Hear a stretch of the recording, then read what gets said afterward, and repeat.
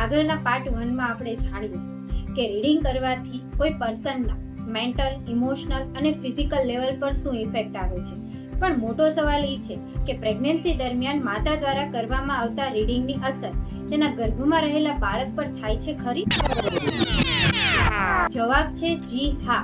Hello, હું છું doctor Navika અને આજે આપણે વાત કરવાના છીએ કે પ્રેગ્નન્સી દરમિયાન માતા દ્વારા કરવામાં આવતા રીડિંગની અસર તેના ગર્ભમાં રહેલા બાળક પર શું થાય છે. સૌથી પહેલો ફાયદો, બ્રેઇન સ્ટિમ્યુલેશન.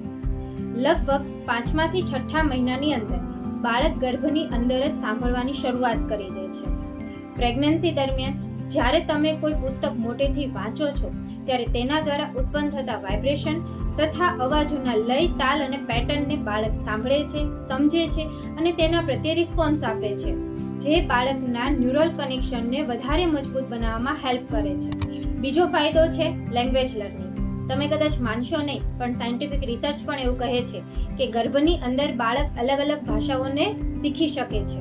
જ્યારે તમે પ્રેગ્નન્સી દરમિયાન અલગ અલગ પુસ્તકોની અલગ અલગ ભાષામાં વાંચન કરો છો ત્યારે બાળક તે ભાષા અને શબ્દોને કેચ કરે છે અને પરિચિત થાય છે.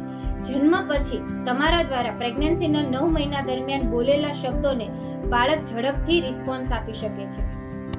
ત્રીજો અને છેલ્લો ફાયદો છે સ્ટ્રોંગ ઇમોશનલ બોન્ડિંગ.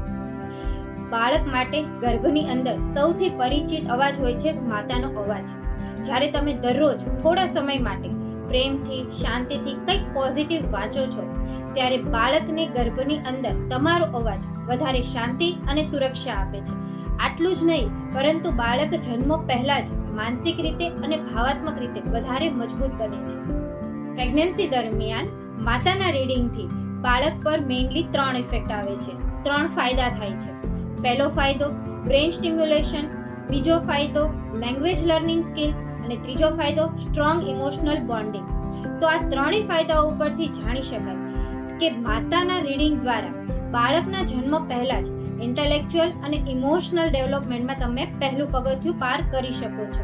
આગળના વિડીયોમાં આપણે જાણીશું કે પ્રેગ્નન્સી દરમિયાન કયા પ્રકારનું રીડિંગ કરવું, કેવા પુસ્તકોનું રીડિંગ કરવું અને કેવી રીતે રીડિંગ કરવું. Stay tune. Thank you.